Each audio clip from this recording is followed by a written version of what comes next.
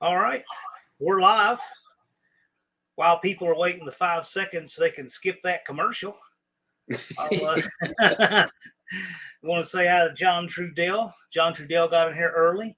Buff's Garage, Barrows, JB's Little Shop. He's the little shop that could. He's going to make it. JB's around 353 subscribers. RC Industry. RC Industry here is I believe he was the very first channel to make it. He wasn't the first to register, but he was the first to make 500. Well, that's cool. Andrew Nelson's here. The chat just got a lot quicker when they get here. Dutch Guy's Garage. Dutch Guy's a surgeon. Dutch Guy's here. He wants to be the next channel to make 500. And from the Roadkill Customs No Name 500, he's gunning for it. Tall John's in the house. Dean Stevenson, Henry's Hot Rod Garage. How you doing, Henry? Looking for some more content, man. That's exciting stuff. Hope we see some more from you soon. I'll enjoy your channel. Oh yeah, we got to give a shout out to Barrows. Barrows Garage. Not only did he get his 500 subscribers, he's at 2,000. He's gotten his 500 4 times over. And probably by the end of this month, he will pass my channel and a bunch of other people's, and he'll probably have 3,000 by the event. Barrows is surging. He is, and deserves every bit of it. Great guy. He is, shown how to do it. And he says he's going to make a contribution to the No Name Nationals Fuel Relief Fund. Well, thanks, Barrows. And for those of you who still have not heard of the No Name Nationals Fuel Relief Fund, for participants who it's going to make the difference whether they can make it there or not. We have a fuel relief fund. There's very roughly $4,000 in it right now, 3,000 of which was a donation from Buzz, Roadkill Customs, completely outside his sponsorship agreement. He just wanted to do this because he wants to see as many people make it as possible. So if you are struggling on fuel costs, email Mike. There's a video on my channel, 2-minute commercial-free video, No Name Nationals Fuel Relief Fund. Go check it out. It has the details you need to apply for fuel relief. Oh, there's 2 Hex Garage. They just showed up. Oh, yeah. Hey, Jeff is in the house. NSB Custom Cars. Glad you're here. Irish Outlaw needs a beer. There's a shocker. Glad you're here, man. Have you seen what he's working on, Kiwi? He has a 68 Pontiac ambulance. Ambulance? So, yeah, it's a hearse ambulance Pontiac body, which is crazy cool. What's that, like 8,000 pounds? I don't know. It's huge. It's an ambulance. Travis's Mopar Garage is here. Auto Salvage Outlaws. Mr. Will. Dying Breed Garage. Yeah. Fresh off the unsubscribe from Mr. Will campaign. Good to see you, ma'am. Pro Charge Mopar. Raker's in the house. Colleen Tebow is here. Auto Salvage Outlaws. All right. Zero's here. Got a good crowd. I just like to try to greet everybody I can, like Rube Mopar dude, because you guys are who we do this for. If I wanted to hang out and chat with Kiwi, we could do that, but we wanted to come and hang out with you guys. No, that's true. Travis here is 43 away. And yes, if you have not yet unsubscribed from Mr. Will, please do. He only needs about 130 more subscribers to make 500, and you don't want him to make 500, so. The internet's a great place. They'll do exactly the opposite. Mr. Will close to double subscribers. I'm Dizzy Izzy's here. So this shirt, check this out. This shirt came in the mail today. Got the Dizzy Izzy logo on the front and his Angry Vagrant on the back. So thanks, Dizzy. I appreciate that. That's really cool. That was a nice surprise. Oh, and speaking of surprises, I'll mention this one. I'm doing my housekeeping now. This came in the mail. And for those of you wanting to know what this is the piece of chunk of ear off a bell housing. This is off of a block. This is off a block. It was actually removed on purpose. I have a first-generation Hemi block with a broken motor mount ear. And Lunar Outlaw Garage has said, whenever I get back to this yard that's in, there's a block that's just completely frozen, broken, rod out the side, unsalvageable block. And he said, I'll go ahead and chip that ear off of it. So that's it. So this is the thing I've been waiting on to get my first gen Hemi to the machine shop. I need this. It's going to get welded, then go to the machine shop. So here it is. So now we're going to start making progress on that DeSoto Hemi. For those of you who wondered, there we go. And we got Nancy Cook from Nashville. Hey, Nancy. That's it. Someone That's from the my hometown. update. Well, kind of my new hometown. You know what? I'll scroll back to her. That's my Aunt Nancy. And she lives in Georgia, but she is in Nashville visiting right now. But yeah, that's my aunt. I saw Ruben's in here, Dakota's Timeout, Tim, looks like T.I. Mopar, but it's actually Tim, Just Mopar Joe, Ari's in here, great crew. Thanks for joining us, guys. Well, with all that and all that housekeeping and all that fun stuff, I want to introduce our guest, Kiwi. We don't see Kiwi on live too often. How cool is this, right? It is a bit of fun, something to do on a Friday night. Yeah, I love it. I think it's great. Last time Kiwi and I were live together, we were live from Tony's studio, and that was a fun but chaotic live. Yes, it was. Exciting day. Yes.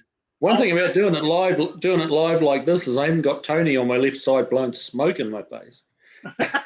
Would he do such a thing? Yeah, you would. The Stibble Garage. How you doing, Brian? Hey, Brian. 83 days to go. I know you like me reminding you. All right. So speaking of people got a steep climb with the car to get ready, Kiwi is in that boat. Yeah. I saw that Barracuda, and there is no one that doubts that you can do it. The question is, how much do you have to do? We all saw that car. So what do you got to do on there? Let's see. How long have we got on this broadcast? We got you know what? If you want to articulate to people for 6 hours, you got to do in that car, I would say several will stick around. So it's all up to you, man. Honestly, it's a project that I picked up, about 8 years ago, probably. And it just fell on the back burner. It's just been sat in that trailer and sat here and sat there. And it got stripped down. We did some work to it, started doing a little bit of body work, and business just really took off. And that's, there's a yin and yang to everything. And having a successful hot rod shop means there's no time to work on your own stuff. Yeah. And, in the early days of the shop, nobody knew I existed. Nobody knew who this foreign-sounding guy was. And, the work was pretty thin on the ground, so I had plenty of time to play. Not so much now. Now, that's another thing. People kind of wonder where the whole Kiwi thing came from. So, sorry. People kind of wonder where everything came from with you. Right. So okay. You got here. You're not from the United States, so you had to get here somehow. Yeah. And then how did that turn into you opening a shop here? That's the thing a lot of people aren't sure about. Okay. Well, I mean, it's a reasonably long story, but I mean, I've been into hot rods, that kind of thing, since I was a kid. I was the kid with the the old 30s, 40s hot rods on his wall, pretty girls laying over them, that kind of thing. And sort of had my first American car when I was 16, I think, because in New Zealand, you can actually get your driver's license when you're 15. So, my first American car when I was 16, and just always loved them, always played with them. And, it's just kind of grown from there. We came to America on what's called the green card lottery, where you actually win, you go in online. I think old Mr. Trump canned it, but it was, a few years back, a thing, called the green card lottery. You put your name in on the computer, and if your name comes out of the hat, you get to apply for a green card. So, 2 years after we got pulled out of the hat, we were in America. That's pretty cool. It was a 2-year process. Yeah, so from start to finish, a lot of paperwork. All sorts of background checks, and if you're not trying to sneak over that southern border of your guys, it's actually pretty hard to get in here. Yeah, it varies for people depending on where they are and what they're doing. Yeah, it does. But when you come over on a plane, you've got to have your paperwork in order. Now, Because there's all these customs and immigrations people at the airport just waiting for you. Not to be confused with Aussies ever. No, you're right, bus garage. yeah. So how often do you get that? I get asked quite often if I'm Australian. I also get asked if I'm English and South African. And every now and again, someone catches the New Zealand and the Kiwi reference. But you guys don't know what a Kiwi is. Kiwi is a nickname for someone from New Zealand. We have a little bird about yay big, which you may have seen on my channel if you've been watching it. We have a little Kiwi Kev. He's a little life-size Kiwi. And that's the now national bird, but much like you guys, bald eagle. Right. New Zealand's national bird is the Kiwi, and it's a unique bird only found in New Zealand. It's the only country that has it. And New Zealanders are very proud of it. So when you call someone from New Zealand a Kiwi, that's fine. It's not a bad nickname. There's zero negative connotations to that at all. No, I think that's cool. I was checking on a little echo I have here in my studio, Terrence. Just making sure we can troubleshoot. Sometimes I keep a browser on my phone here too, but anyway, I don't hear it now, so that's good. Anybody have any questions? I was just checking to make sure, because when I flipped over to my other browser, it didn't look like it was live on there for whatever reason, but I checked the browser on my phone and it is. And you guys are making comments. I was just making sure you weren't all hanging out in here and couldn't see us. So I've been known to have every weird tech problem you can possibly have. John, glad you're in here, man. So you got to have your stuff in order to come over here. I'm sure that's an expensive process too. No process that involves the government and takes 2 years could possibly be cheap. Yeah, 2 years and about 10 grand. Yeah. Okay. Fair enough. I'm sure that process would be a lot harder now. I can't imagine it's easier. No, I don't think it is. I think that green card lottery has gone away. But I'm pretty sure old Donald took care of that one because he was pretty hot on immigration. But yeah. What are your favorite things about? So you're a business owner here, and I've met a lot of people who've come here from other countries, but not that many that I know run businesses here in the United States. Okay. What are your favorite and least favorite things about doing business here? Interesting question. Least favorite would be the specter of litigation, like getting sued for millions, doing, like leaving a door handle loose and getting sued for $1 million. Is that? And I don't know it's that bad at all, but for example, it's like that's so you've got to have insurance for that kind of thing, and so that's always a little bit of a worry. It's a little bit the New Zealand operates a little bit differently. So people don't sue each other, but there's other things in place without getting into a big political commentary about New Zealand. So over there, they either just deal with it like men or fist fight or whatever, right? Well, there's a little bit of that, and like if you do something, if you were to do something with a car and somebody gets hurt, the government takes care of it. Like the government, because of the medical system, the government picks up the tab for the medical. So that takes a lot of potential financial burden off people and business owners. Interesting. So when you came over here, you wanted to run your business. How did you start it up? Because clearly it takes a lot of talent to start, and it takes business acumen. So what did you start with? We've seen your shop building in different videos. What did you start with? Basically, I started with that shop area that if you see in the videos, I had half of that, 50% of it. So basically 2 bays. And just rolled up the door and said, hello, Franklin, like I'm here. And really had nothing to do other than working on my own car, which at that point I just bought a Mustang, a 66 Mustang. So it was something of an experiment. It's like, okay, let's rent some space, put a sign up, and see what happens.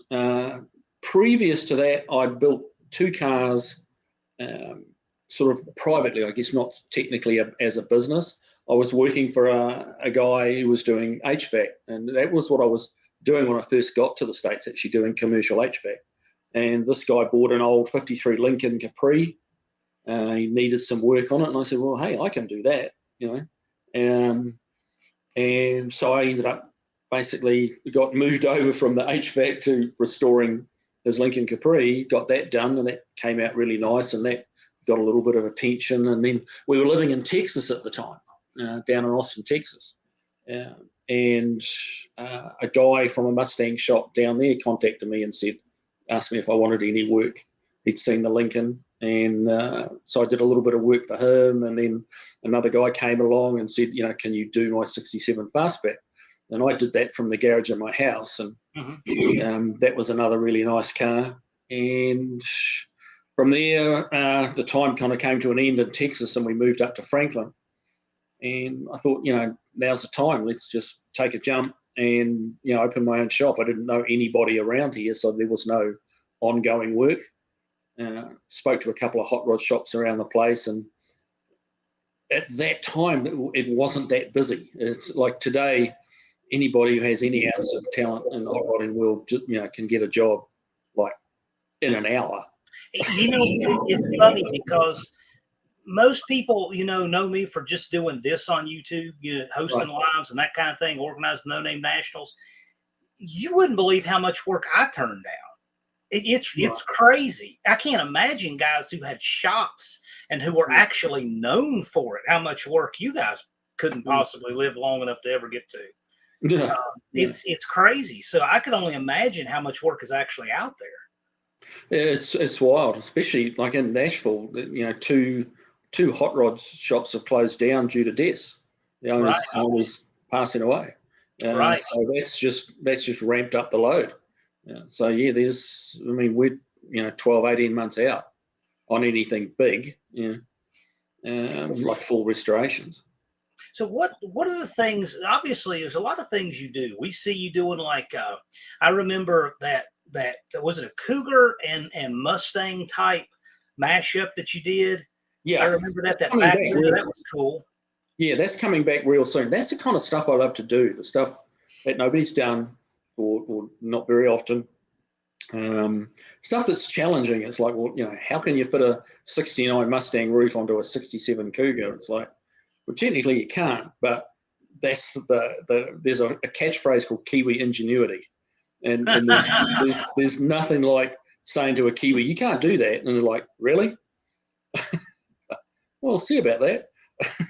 I think it's funny. Love's Garage says the No Name Nationals will have Pontiac fever. I was just told that we had one guy say he thinks that the No Name Nationals, people don't want to see a Pontiac. Couldn't be farther from the truth. No. It's wild when an event gets so big that I have things come back to me that people that I know that aren't true at all. It has like its own rumor just because it's just big enough to have that, right? And when I hear something for the first time that about 5 people think are true, that it's not true at all. That kind of thing. And it's good stuff and bad, but it's just kind of a generally humorous thing that comes with something like this. Right. How many people are you projecting to be at? Oh my gosh, I have no idea because we've been registering by channel, and there's a bunch of channels registered. I mean, this book is filling up with channels registering. Right. And then a lot of channels are bringing more than one car. If I were to actually sit down and add it up right now, just with what's registered now, we would probably have a number that if we told Larry Jeffers, he'd say, yeah, it's a full house. But we're not calling it full until we can't physically, so we got a lot of people registered. A lot of people. So what's the complex like up there? Is it going to be able to cope with, 1,000 cars? It's a nice facility. It's 22 acres, 8th Mile track, but it's a national event track. It's the guy who owns it, Larry Jeffers, he builds Pro Mod chassis. That's what he does. So he wants a good track, obviously.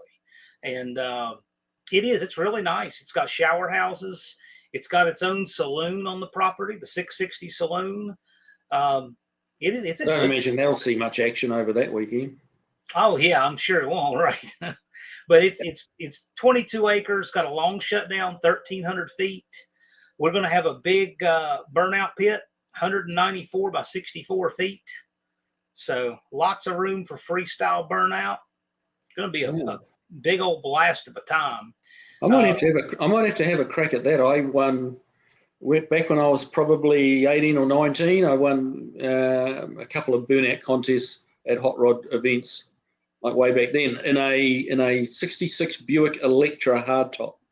Nice. A big tank, like 20 foot of American steel, and it would fry they have 425 nailhead in it, and it would fry the tires like no tomorrow. That's fantastic. I'll just remind everybody here, your entry fee lets you do everything we have to offer. So you can race, you can do call outs, you can get in the bracket, you can do the burnout competition. Your ticket covers all of it. Your participant registration covers all of it. The only thing that's an additional fee is we're having a heads up 28 by 10.5 inch tire race. It's a 16 car race it's spec tire, 28 by 10.5 tire, or 275 60/15 and smaller. And it's steel roof, steel quarters, and anything else goes. So it'll be heads up, instant green. And that class, it's $100 bill to enter it, but it pays out $1,500 to the winner, $500 to runner up. So there's that. And if you want to get in on that, it's got a big payout, but it's a $100 bill. But other than that, the $75 you guys have been paying for both days, everything you can do, I think it's a really good value. Of course, I'm biased, but I haven't seen anybody offer more value than that in any event I've seen anywhere. I can tell you that. That's not a lot of money. The only catch is you have to have 500 subscribers. Right. If you want to call it a catch. And yes, Buff's Garage here, he's mentioning he wants to try at the Destroyer 1320 burnout competition. Yes, indeed. So Eric over at Destroyer 1320, he is sponsoring the burnout competition at the No Name Nationals. So he'll make that even more exciting than it already is. Okay. Yeah, that sounds quite tempting. Yeah, we'd love to have you in the burnout competition. I think it'd be a barrel of fun. Yeah. You could even have your stuffed Kiwi. You could have him like on the roof or on the hood, or and just strap him in good. Strap him in good. He could have a bird's eye, no pun intended, view of everything, right? Indeed. Yeah. So what you all got this? I think that's so neat that you came over here. You came over here the right way. You opened a shop. You grew a shop. That's pretty cool.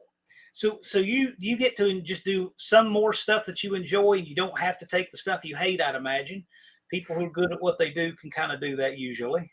Yeah, it's certainly the last few years it's certainly gotten to a point where you can be a little more selective. I remember in the early first few months welding up a guy's go-kart frame. Right. Now it'd be like there's a welding shop 2 blocks over. And not because I don't like doing it. It's just you're just so busy. Right. There's only so much time in a day, and I haven't figured out a cloning machine yet. So you've just got to get through it. You have to pick it at some point.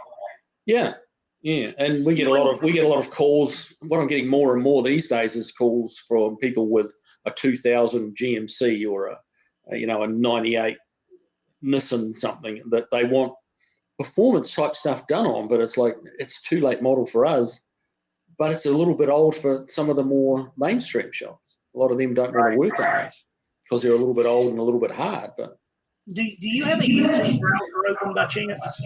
A what? Do you have a YouTube browser open on your computer by chance? I don't believe I do. Or on your phone? No, my phone's shut off here. Yeah. I'm hearing a reverberation from somewhere. It's not a big deal, but I just checking. Yeah. I'm not hearing it, but that doesn't mean it's not there. Okay. It's not a big deal. We can work with it. Just curious. But Now, so tell us about this Barracuda that you're doing. So I love that. I mean, seeing that car is cool. How much do you have to do to it? I mean, I know you said body work had been started, but what's your game plan, your battle plan look like? Because you got 182 days and some change. Yeah. Yeah, not very long. Not very long. 182, isn't it? 83? You have 82 days, 3 hours, and 34 minutes until the No Name National midnight. No pressure. You can get a few more hours if you're working on it on the trailer on the way over. How's that? Well, that's right. You can. Really, it's going to be, I mean, time's just against me. So, I would like to bring something, really pristine, and, great paint job and, really kind of customize it and hot rod it up. But, I mean, I don't have 12 months, So it's going to be something of a rat rod. Expect to see it in just matte black. We're going to get it back to bare metal, hit it with some black epoxy primer, and that'll be the bodywork done.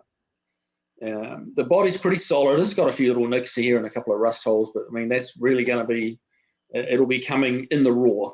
We'll throw some bumpers on it, a grill, and just the basics, a little bit of glass, enough wiring to make it run, and hopefully some brakes.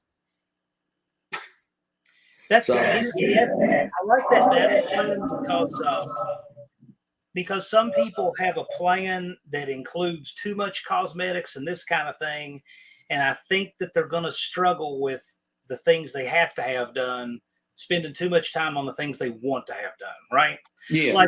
And I'm not seeing it as much now, but before Memorial Day, I was seeing competitors say, "Oh, I'm for sure going to paint it before it goes." I'm like, well, I wouldn't be working on paint now.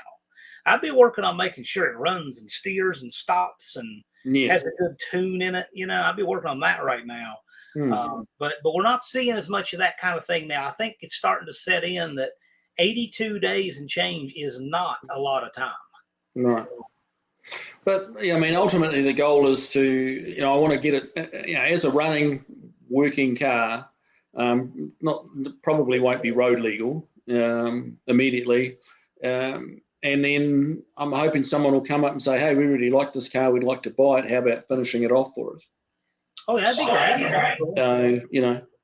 Or they can take it away and finish it themselves. But it's a cool car. We've already, I made a custom rear wing for it that I think works on it pretty well.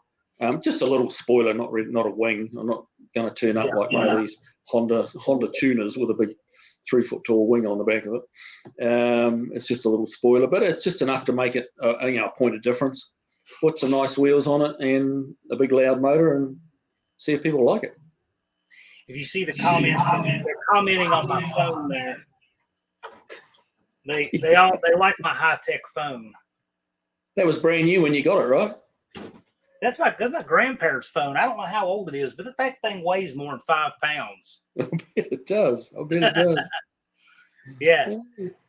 So how much technology do you like in your cars? I mean, you're not archaic like Breaker Point archaic like me, right? You're not afraid of that kind of technology. No, right? I mean my Mustang that I built, that's fuel injected and got that sort of stuff. But honestly, that's a little bit above my pay grade.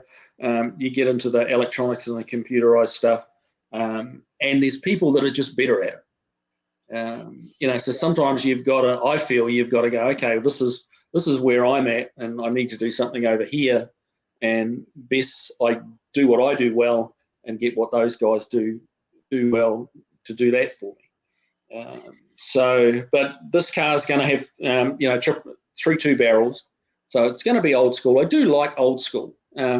But, electronic, you need the luxuries too. You need electronic ignition, just some stuff like that. We do those sort of upgrades a lot at the shop, like air conditioning and power steering and, a few old men type stuff, but hey. They think that phone is the Echo. It's not, I assure you. It's on the other side. It's like a headphones or something, but that's okay. I like the idea of having the 3.2 barrel on the Barracuda. I think that is really cool. Yeah. Are you going to run it under a stock hood, or are you going to do a scoop? Or I don't know yet. The Barracuda is a Formula S car, so it's got the little little chrome strips down the hood. So it would be a shame to lose those, but honestly, I'm not 100% sure whether it's going to clear under the hood. So, there may not be an option other than to put some, like a traditional Hemi style hood scoop on it, which, that would look good too.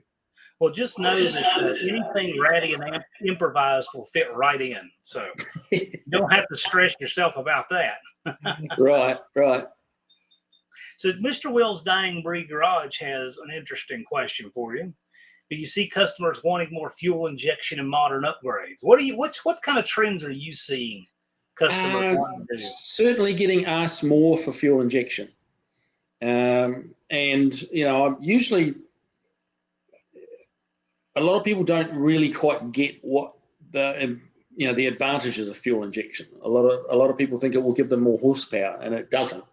It can do if you can tweak the tuning that little bit better than you can on your carburetors, if you can do that. But it's not, putting fuel injection on is not like putting a big cam on or a set of aluminum heads. Fuel injection, what that buys you is drivability, a little bit better fuel economy, the ability to run when it's cold.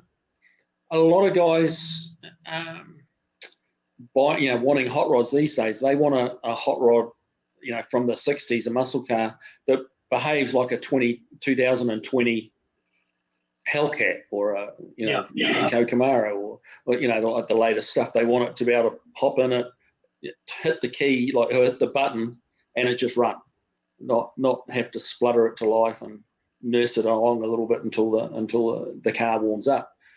So yes, I'm seeing more inquiry on fuel injection. Holly are pushing very hard with their fuel injection, and it's getting better all the time. Like by the month almost, they're upgrading their systems all the time, and it is getting better. One of the problems I do have is that we don't have any tuners nearby to where I am. Well, we have one shop, and he's like 6 months out. And he really prefers doing truly late model stuff. He does twin turbos on late model Cadillacs and does stuff like that. That's more his thing rather than an old Camaro or an old Mustang. Patrick here. I have an opinion on this. What is yours? Do you get more usable horsepower with fuel injection? Yeah, that's a fair comment. Yeah, I mean, as far as peak horsepower goes, it's really a wash. But you'll get more mid-range, more drivability. But like trying to get a carburetor to have the right air-fuel ratio mixtures everywhere is pretty close to impossible. Whereas an injection with a good tune on it, that can be very close to perfect everywhere. So yeah, I agree. Most of the old parts, you're correct. So when you see them talking about millennial anti-theft protection, what they're talking about is a manual transmission, or push button door handles, or anything like that. Yeah, but my kids both. I got two kids. I got a boy and a girl, and part of the deal was they had to pass their test in a stick shift, and they were not happy. Neither of them. They didn't want to drive a stick shift. We taught them, it was a few tears and a bit of yelling and shouting, but they got the hang of it, and they drive a stick shift to this day. And what was really funny, my daughter, she pushed back hard, didn't want a stick shift. Nobody else has a stick shift. Why are you making me do this?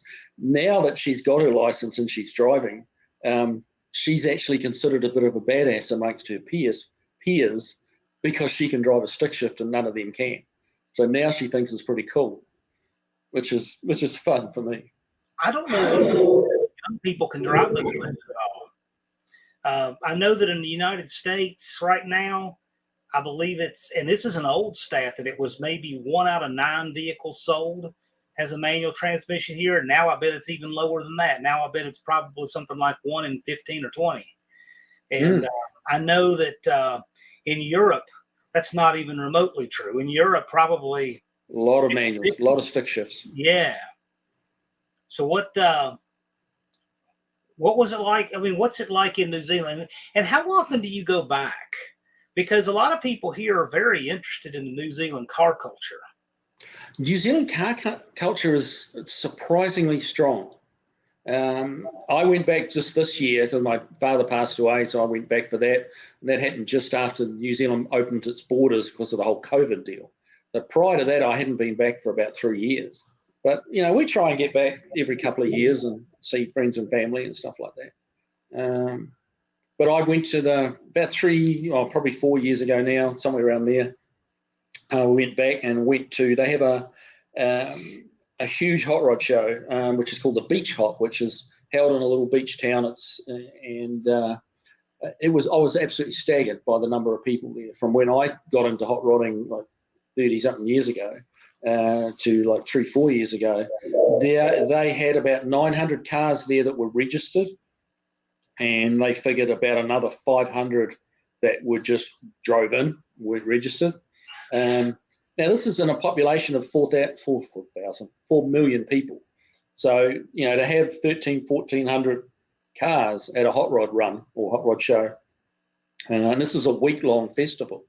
I was just amazed. So it's really strong. There's a lot of American cars in New Zealand. They're very popular. I know that they're big into burnouts and such like that. I think it's pretty cool. The Aussies are very big into that burnout contest. They'll run, basically retired, top fuel dragster engines in a muscle car of some description, and they got their back wheels are doing 140 mile an hour in the burnout pit, and they really melt some shit down. Oh yeah, well they call it an Aussie style burnout pit for a reason. Yeah, that's where that came from. And the top fuel, they still run quarter-mile top fuel down there too. Yes, which I find interesting. And I don't guess that'll ever come back here, but I think it's cool. No, again, it's liability and legal issues here in the States kind of hamstring you a little bit because that's why they really went back to the 1,000 foot was getting insurance for these events because the cars were going so fast. Right. I'm kind of looking over here at the comments. It's always interesting. Barrows is hoping that the manual transmissions will come back. I doubt it. I don't see it. Well, the thing is, this day and age too, there's so much traffic.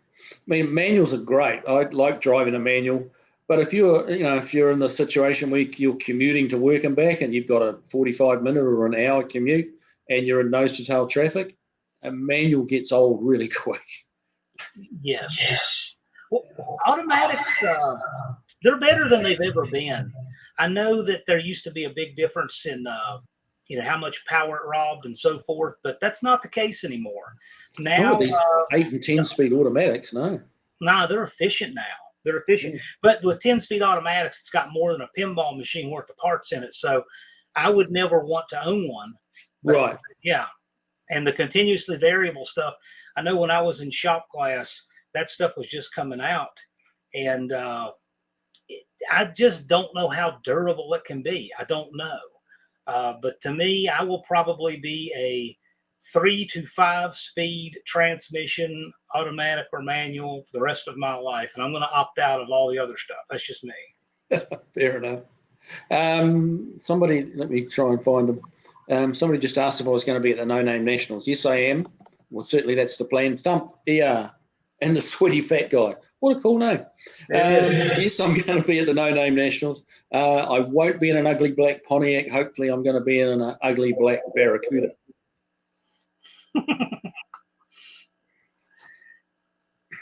Yeah, there's a lot of, there are not many people in this chat who aren't going to be there.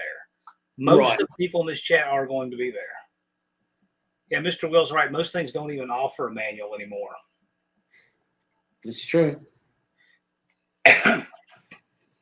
Well, that's, I think it's cool because I knew you had wanted to do that project. I hadn't heard about it. And then I saw that video and I thought, oh, how exciting. Kiwi's going to make it happen. So, yeah. Yes. And well, I had the engine and I had the car and it's like, okay, I need to just, make some time. If I wait for time, it's not going to happen. But, now I've got 83 days. So it's like, shit. When I feel like going home at 6 o'clock, it'll be like, nah, sorry, you got shit to do. I would imagine that we're going to be seeing a lot of content on your channel. Well, that's certainly the upside of it. It will give plenty of content to do. Now, you and Al are working on the 6-barrel, right? You and Al are working on the 440. Yeah. Well, when I say me and Al, it's Al. Okay. I'm ordering the parts and paying the bills, and he's going to put it together. So now, Tony promised to troll us on Wednesday. So here we are. He's making good on that. Yeah. Tony's actually going to be in the booth at the No Name Nationals. Doing some commentating? Yes, that's right. He's got his match race with Andy Wood, Unity Motorsports Garage. That's going to be a $4,000 one-and-done match race. That'll be really exciting, and Tony's going to be in the booth. And one way or the other, he'll either tell us how great or how awful experience it was, one way or the other, but I'm sure it'll be a bunch of fun. Yeah. Yeah. So we're going to have several YouTubers whom you're familiar with in the booth, and Ron Ward, legendary race announcer Ron Ward, who is also a YouTuber. That's another thing that all of our announcers, all of our participants, everybody involved with this event is a YouTuber with 500 subscribers or more. Everybody else can come in as a spectator, and that's great. But all the participants in this have 500 subscribers or more. And if you want to become a participant, get your 500 subscribers. And there's a lot of guys that can tell you how to do it because they've all done it this year. We just mentioned earlier Barrow's Garage. As of today, as of minutes ago, Barrow's has 2,000 subscribers. So Barrow's did it 4 times over. He got his 500, and now he's at 2,000. Barrow's is saying, can't work a phone and drive a stick. They make you work for it. They make you pay attention. The world needs more manual transmissions. Yeah. There's some logic to that. Yeah. That's back it's when you had very hard to text. Very hard to text and drive a manual. Not that I've ever tried. Ken got 500 subs in 83 days. Ken actually got another 552 days. Ken is over 1,000 right now. He's at about 1,260 as of a couple hours ago. That's pretty good. That's very good. Well, that's wild. So, Dizzy, you have a manual in there, or you put an automatic in it, left a clutch under the carpet? That sounds like something very Dizzy like. So how many of the guys out there can say they've driven a dog box? Do you know what a dog box is, John? I do not know.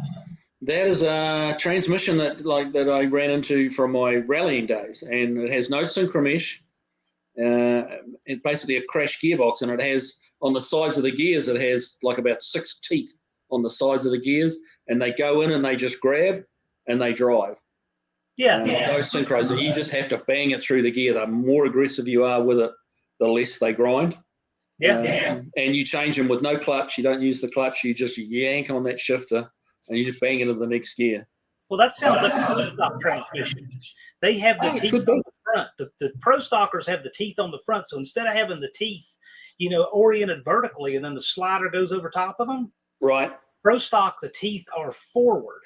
Right. Okay. That way, like the Liberties. It's probably just a different terminology for the same type of drive, but that's what we called them in New Zealand, and the rallying and that kind of stuff. The Group B rallying and stuff like that. It's very durable. Very durable and very quick. You kind of have to just bounce on the clutch pedal changing down a gear. You just kind of tap your toe on it and bang it down a gear. And well, Shop 209 is asking because he was out. He says, did he call anyone out yet? So tell us about your call out for those just getting here. Okay. Well, it was actually the other day, but I think he's in the background here somewhere. He's watching, hopefully. But yeah, I called out 2 Hacks Garage. I've been keeping an eye on them. They're putting some fun stuff up, and I really like the Thunderbird he's building. The big block in it. My Mustang that I've got tucked away in my garage has got a 557 big block in it.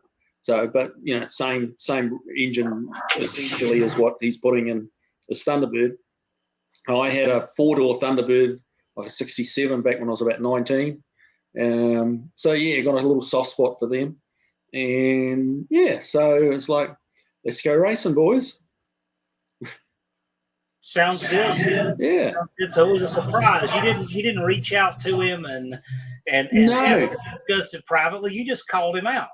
Yeah. That's the way to do it, right? Well, I think so. Me and Tony were just talking about the Barracuda project, and Tony said, is there anyone you're going to call out? And it was just casual chat, and it's like, well, yeah, there is. So, but one of those things, been meaning to get to do it, like I must call them out one of these days, and then, that was the moment. So you've obviously, to make that call out, you've been watching what some of these no-name nationals and no-name 500 guys have been doing. Yeah, I have. I mean, it's interesting stuff. There's a lot of guys, and it's fun to see. I get a little bit bored watching the Chip Fooses and some of those big name hot rod shops on TV. It's a little bit too glamorized, and it's all million, $500,000, $750,000 builds, and that's just not everybody's world. I mean, that's not what I build. And I mean, if I'm completely honest, it's because no one's asked me to. But we do build a lot of cars, but it's a lot, it's not that Riddler type stuff. And that's just not for everyone. I like building cars that someone's going to use, getting them set up properly so that they're like driver friendly, user friendly. Building trailer queens is really doesn't float my boat that much, to be honest with you. I mean, the thought of the money that you get to charge for them is tempting for sure, but actually, not every day, but most days I enjoy going to work. What is the most challenging project you've ever had come into your shop? Oof. I'll tell you what, that Mustang I'm doing right now that I've done a little series on that's been a test. Some of that's the heat. It's getting real hot in the shop, and I'm under that thing, been under it and over it and climbing in and out of it. And my knees aren't what they used to be, and it's like that's been pretty challenging. But that's probably a physical thing rather than an actual technical challenge. But prior to that, was really I did all the body work on a Dodge Challenger that was very rusty. The chassis rails, it needed basically 2 rear chassis rails, 1 front chassis rail, firewall, cowl panel. There wasn't a lot left of it. And it had to be done on a rotisserie. I got a rotisserie called a roller hoop, which probably do a little video on one day because it's kind of cool. It's not a rotisserie that goes on each end of the car like traditional rotisseries. It's basically a big giant wagon wheel, about a 9-foot diameter wagon wheel, and it goes around the main body of the car, and you weld spokes at to strategic points on the bodywork, and you end up with this 2 big wheels around the car you're working on, which gives you access to all the front and rear chassis rails. That's a great little. I'm not sure that's making any sense to the viewers or not, but I know what I mean. But I'm going to do a video on that one day because it's kind of unique. Next time we get a car on, I'll do a video on it. But, so that Dodge Challenger, that was a very rusty car, and it came out wonderful. It went on to win Best Modified at the Mopar Nationals. It won a bunch of prizes, won a bunch of People's Choice prizes. It's a great car. So that was challenging and very rewarding. How is the heat in New Zealand compared to Tennessee? It's not as hot in New Zealand. I got to be honest. It's not as hot. They're going into winter now. We're coming into summer or in summer. But probably 85 is about as hot as it gets. We're hitting 100 in Tennessee. And when it hits 85 in New Zealand, that's like headline news. Like the lead story for the 6 o'clock news tonight is we hit 85 degrees today. It's like, whoa. Yeah, the biggest thing that I've always read about the differences is how different gun rights are, versus here. And I remember a local here who talked about, he used to like to visit New Zealand, and he talked about how different he was a zealot against guns. So he would go there and he would talk about how much better it is there to come back here. So it all depends on your perspective, but I just know it's really different than here. Oh, it's definitely different. There's a lot less guns. They're having a little bit of a surge in gun violence in New Zealand in the last 12 months. But, because it's kind of catching up with the rest of the world a little bit. But no, there's not the right to bear arms is not a thing in New Zealand. It's not. It's really a cultural thing as much as anything in America, right? From what I see, from looking from this side of the fence, so to speak, it's very much a right that Americans are very proud about having and intend on keeping it. But it's like that yin and yang thing again. For every action, there's an equal and opposite reaction. Like part of having those fairly liberal gun rights is that you're going to also have some gun issues. New Zealand really doesn't have that. What's that? Every freedom and responsibility balance out. It does, and like in New Zealand, there's no handguns. You don't, only the criminals. Like handguns are outlawed. You can carry a rifle, or a gun in your semi-automatic weapons are outlawed. You can carry a rifle, shotgun, whatever, in your car, but it has to be in a locked steel box in the trunk, and the steel box has to be bolted into the car. So I never know any cities of any of that, but I know how different it is, and it is different. And about. Yeah, it's not an argument that anyone's going to win. Is New Zealand doing it better than America or vice versa? It's like it's not a winnable argument. It's just different, Yeah. I know that when people come here, I teach firearms. That's why I find it interesting. And I've had students who've lived in all different places in the world, and they find it interesting. They find it fascinating here.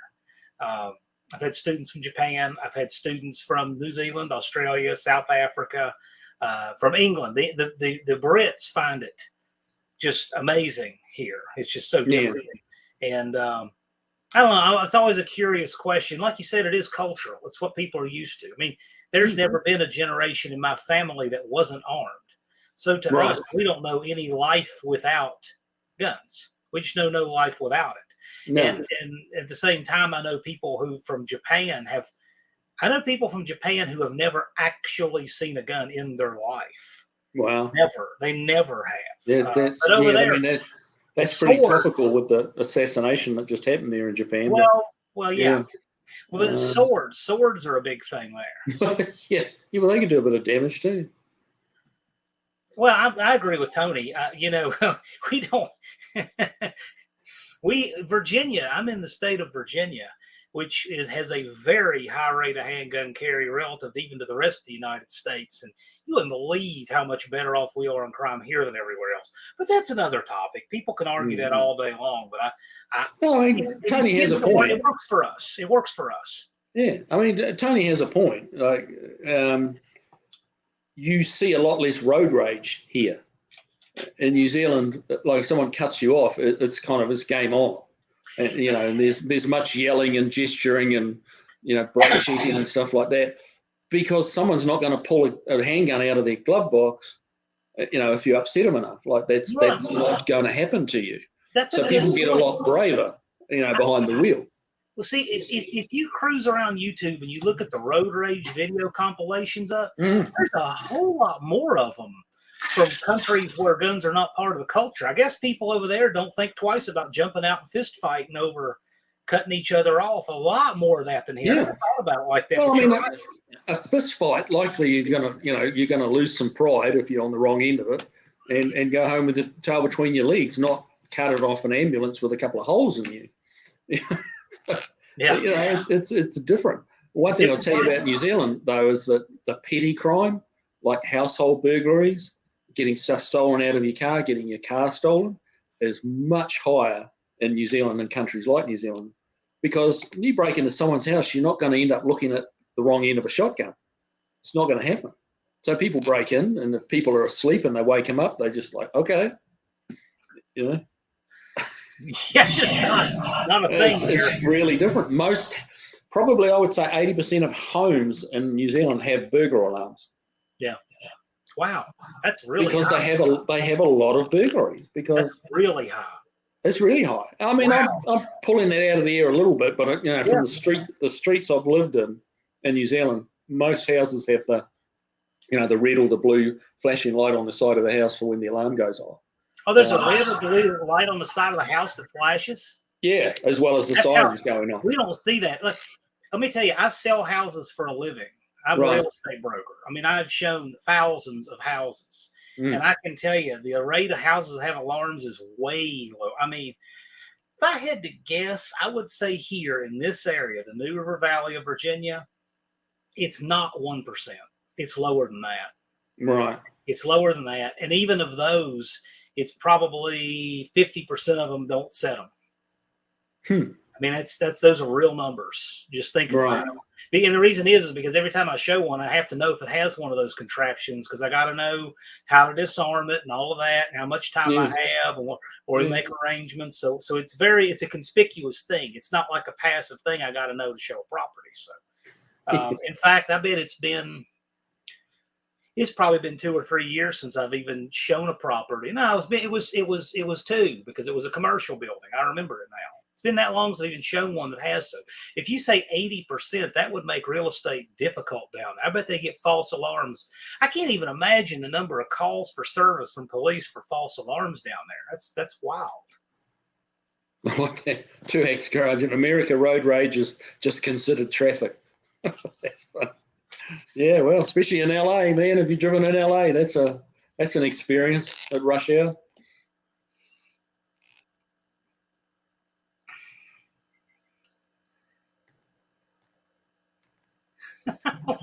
We don't.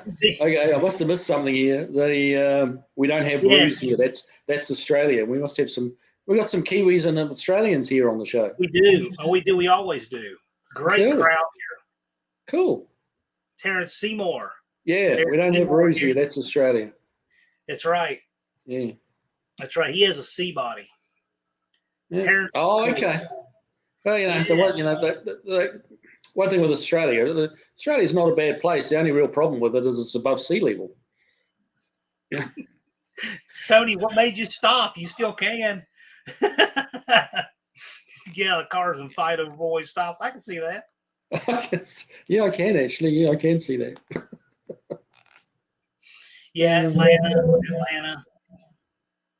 Yeah, this is an interesting topic that we've wandered into. I just never thought about it. I never thought about having 80% of houses. Referees at intersections? Come on, that's not true, surely. Yeah, Tony has assimilated. He truly has done his best to assimilate into Tennessee, and that is very commendable. Yeah. Well, he's at church every Sunday. I know that. Yeah. You'll never say y'all convincingly, Tony. Sorry. Yo. Oh, this is a good point. So Levi mentioned something. I talked with Levi about this. We're raising money for St. Jude's at the No Name Nationals. Okay, it's a good charity. Yeah, it's a great charity. St. Jude's is a wonderful charity. As David Vizard puts it, they're in the business of giving people more birthdays than they would have otherwise. So that's a big deal for a sick child to live and see another birthday. So we're raising money for St. Jude's. And one of the fun things that we want to do, and this was Levi's idea, we're going to have a carburetor throwing contest. We're going to do a shot put carburetor throwing contest. Oh, good Lord. Okay, that's a new one on me. That's. You're right, Tony. You do. It's spot on, man. Spot on the grammar. Yeah, we're going to do a carburetor throwing contest for St. Jude's. So you should have. I'll tell you what we used to see quite a bit on back in the day, at hot rod runs and meets and stuff like that, is they would like find an old small block Chevy or an old flathead Ford or something like that, and just drain the oil out of it, drain the coolant out of it, and you'd have like a sweepstake on how long it was going to run at wide open throttle. Yeah, there's thoughts about that. There's there's thoughts there. We got some other things that might be fun like that too. Dallas and I have talked about doing that a couple of times. We talked about doing it for New Year's Eve and Memorial Day, but I'll tell you, we're swamped with this thing. But yeah, the carburetor thing should be easy enough to do. We'll have a carburetor throwing competition for St. Jude's. Right. 2 or 4 barrel. We want to do a 4 barrel. Something that's got enough heft to it, right? We want a 1050. We need a 1050 or something like that. Yeah, if you can't put a 4 barrel, get out of here, right? I mean, except the Demon carburetor, because Demon carburetors are so heavy, it takes 2 hands for a person to even hold that carburetor. What makes those carburetors so heavy? That's just, I don't get it. Don't know a lot about the Demons. I know they don't seem to be that popular, and I really don't know why. I've got a Mustang in the shop. I've got a Mustang in the shop now with a Demon carburetor on it. It's like, okay. They work. I don't know much. I've never been into one. I know they're really heavy. DRC says he can't imagine Tony saying y'all in a New York accent. Well, my cousin has been to New York a few times, and he told me if I ever go to New York City, he wants to go just to see other people react to me being in New York City. He thinks that I would be that out of place there. He's probably right. You hear all sorts of accents in New York City. I've never been. Yeah. In fact, I've never been too much farther north than where I am now. I mean, I've been to Washington, D.C., and I've been to Carlisle, Pennsylvania. Carlisle, Pennsylvania, I've been there. That's probably the farthest north I've ever been in my entire life. Just thinking, I've been all over the Southeast. But it's just, I'm just not, I don't know, the North is kind of abstract and scary for some reason. I think my state counts up to about 28 now. I think I've been to about 28 states. Oh, cool. You've been to more states than me. That's real close. I've probably been to right about the same number. So, yeah. Right. But I've had 45 years to get to all of them. So you're making more progress than me. Yeah, but I got 15 years on you, buddy. Yeah. No, we spent a lot of time when we first got here into the States. We had like a 34-foot fifth wheel RV, and so we toured around a lot for the first 9 months we were here, just looking around and seeing what we liked and what we didn't like. So Tony's talking some leaf springs. Bottom leaf's a good load lever, like on a truck. What are you planning on doing to your Barracuda? You plan on doing anything to make it faster, or is your first priority just getting it running and driving, or do you have a game that's plan? kind of that running and driving is kind of the top 5 at the moment. Obviously, but do you have a direction on making it fast right off the bat? Well, I mean, we're putting a good engine on it. It's a 512 cubic inch stroker, based off a 440. But we should have a good amount of horsepower. We're going to put a 4-speed in it, which is probably not ideal realistically for, not the fastest way down the strip with a 4-speed. But that's what's going in it. I like a manual, so that's what it's getting. And if we have time, probably going to throw some sort of rear suspension in it, try and make it hook up a bit better. Because with just stock leaf springs, I imagine we'll be wheel hopping halfway down the track. But I'm surprised.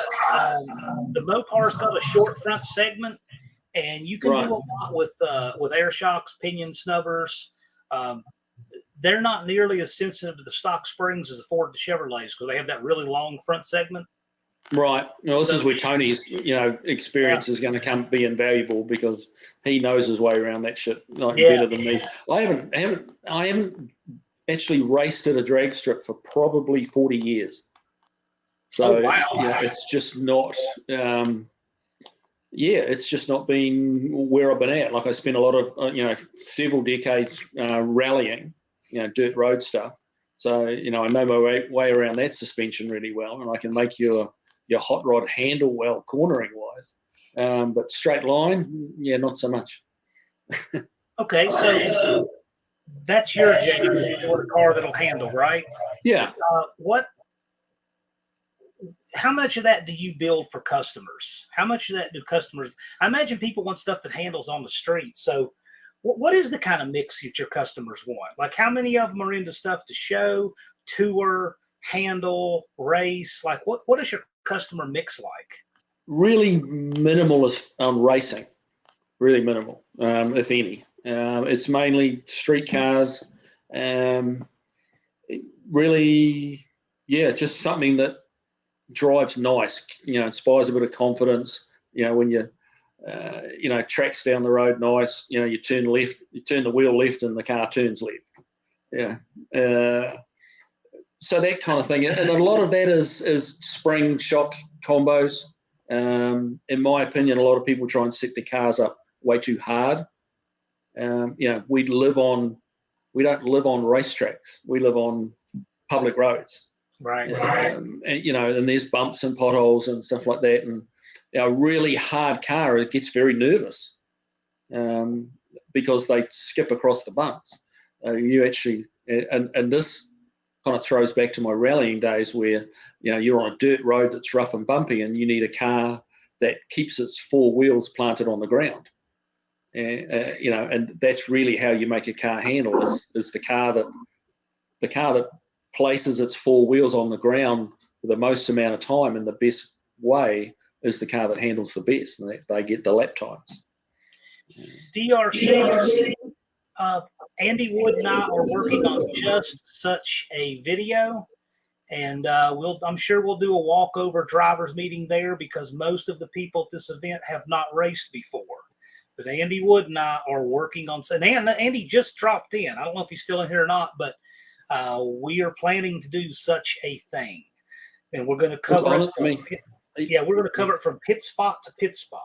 So from the time I think that's a good idea, and honestly, I'll put my hand up for that because it's just been too long. It's too long, and the memories I have of it could well be wrong now. We want people to get the most out of it. They want them to be able to say when they call you the staging lanes, you go get in the right lanes. You know how to follow the directions of the starter and go up and stage and make your run and get your time slip and all that kind of thing. That's different than the strategy of drag racing. There's a lot of videos that tell you about the strategy of bracket racing and reaction times and rollout and how to gauge your lead at the end and how to dial your car. That's all great stuff. But a lot of our folks who have never been on a track before, what they need to know is how to go from which staging lane. How do I follow the directions of the starter? How do I stage my car? How do I leave? Etc. That's, what do I do at the top end when there's two cars wanting to turn off at the same time? Who yields, right? Getting the time slip, how to read it. We're going to do a simple video like that. Okay, so Brewer Racing commented, just looking at that, 4-speed leaf spring cars work. The clutch is the most important component. Okay. They do. You don't have to guess the converter with a manual transmission car either. I've heard of clutched autos, but converters in a manual car. Well, that'd be different. Yeah, I've seen it, and some of the old Jap cars had that. Some of the old Japanese Mazdas from the 90s had 5-speed manual transmissions with a torque converter in front of them. It was for the Japanese market only. You change gears like you do with a normal 5-speed, but it had a torque converter where the clutch should have been. The old Honda Civics, they had a manual transmission. Their automatics were a manual transmission, and they had electric shifters on each gear. Right, okay. They had a computer that controlled when it would shift, but the transmission itself was a manual. So it had the gears and the sliders, and so it had a torque converter, and they were real durable, but it was neat. It was an automatic, and you put it in reverse, you hear the big click where the reverse sidler goes in. So they were manual transmissions, yeah. Real durable. They were really durable. They should still make them that way. I think it's a great idea. Well, Ford's transmission was kind of like that, wasn't it? In the Ford Fiestas and Focuses and stuff like that. And Ford ended up with a class action suit against them because there were so many problems. But that was like an automatic. It was actually a manual that was posing as an automatic. It shifted the manual automatically. Yeah. And that's like recently, right up until like maybe last year they were making those. And they had a lot of people like bring their brand new cars back saying, we can't live with this transmission. We have some people flying across the pond to watch us. I know I've sold some spectator tickets to Australia. I may, off the top of my head, have sold a ticket or two to New Zealand, but there are some people coming over. So cool. How long a flight is that? Yeah. Well, I might have to. We might have to do a little get together of the Aussies and Kiwis and try and beat up on some Americans. Oh, that would be interesting. You guys put your own little gang together? That'd be neat. Yeah, there you go. Yeah. How long a flight is that? I've never flown across an ocean. From LA into New Zealand, it's about 12 hours. Okay. It's a long flight in economy class, I can tell you. I bet. Yeah. I bet. But it'd be even longer going over on a boat. Well, true, yes. Thumper is saying it's 16 hours from Seattle to Korea. Well, there's 16 hours I never have to worry about spending. My grandmother went to South Korea. I have no intentions of ever going to Korea, especially after what happened to that kid that went to North. He went to North Korea as a student, and I think he stole a painting, and they practically killed him. Wow. Dizzy, yes, I have it on my desk, but thank you. Yes, you're right. I just got the mail. Just opened it literally about an hour before I went live. Didn't think about it, so I didn't get it on my board yet, but it will. Okay. Greg McDonald says Kiwis versus armadillos. Is armadillos referring to Australians? Question mark. I see armadillos run over on the road in Tennessee. Frequently. Yeah, we don't have them up here. You will never see an armadillo here. But we're not that much farther north, but the elevation, we're 2,200 feet up. No, okay. So we don't have any armadillos yet, but I do think they're kind of cool. I wouldn't mind seeing them running around here. They dig your garden up, I'll tell you that. I bet. Or if we have deer, the deer ruin the garden here. Well, yeah. They ruin your car too if you run into the damn thing.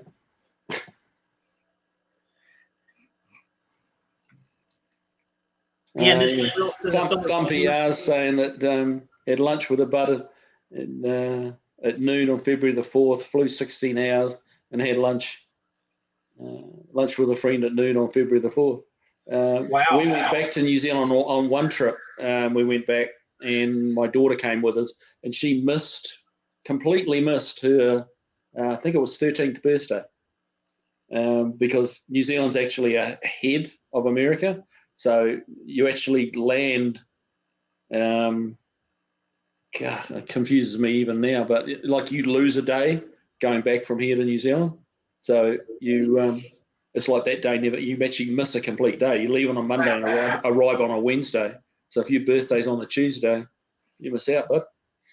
Hey, in the wintertime, I'd take that. Yeah. I mean, if I could go into a coma for January and February and just skip those 2 months every year, I would do it. I hate the cold. Yeah, they're in South Carolina now. Yeah, exactly. I don't remember seeing those things when I was a kid. Or it's gotten warmer. They've moved north. You see gators in North Carolina now, too. You didn't have that yet either. They've gotten that far north. Beer Rose Garage, it sounds like you've had a fairly interesting life, my friend. Bear Rose used to campaign a monster truck. Oh, okay. His father had a monster Full ride cue truck. Across the legs will knock you out faster than Mike Tyson in the 80s. An Aussie sailor showed me that trick, but I don't remember anything after that. No, I bet you don't.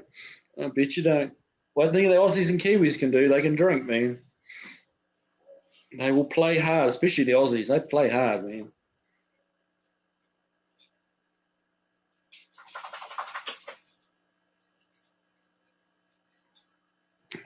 Yeah, you know what? I'm not complaining about the cold in Tennessee. I'm in Virginia. It's 8 degrees warmer in central Tennessee where Kiwi is than here. It is warmer. Yeah, it's hot, man. Yeah, I don't want to be near Canada in February. I don't I don't ever need to live another cold day for the rest of my life. Oh no, man! At least you can put more clothes on.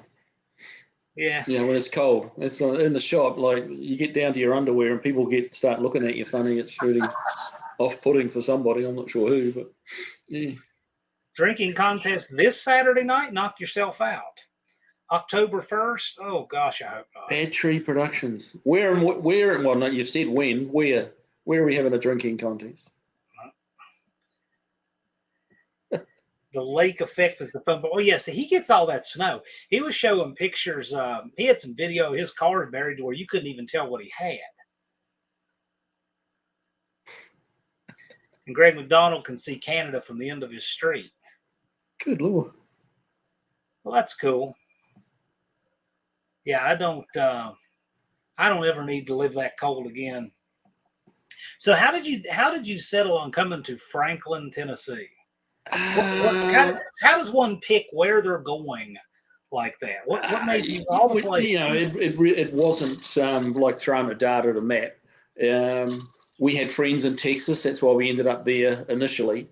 And we weren't huge fans. Texas was pretty good, but we weren't huge fans. It's very hot, very dusty. It's like winter for 2 weeks and then the rest of it's summer. And we're used to a bit more 4 seasons. So this kind of area, we liked better. But honestly, the key reason for coming here is my wife's in the medical industry and she got offered a good job up here in Nashville. There's a lot of medical stuff goes on in Nashville. It's quite a hub for, the more corporate side of medical. So she got offered a job up here. So it's like, okay, follow the money. If I'm honest, she's the one who kind of semi-sponsors the whole hot rodding thing because, hot rod shop's successful, but don't make that corporate medical money. So is this where you want to retire? Are your roots down here now?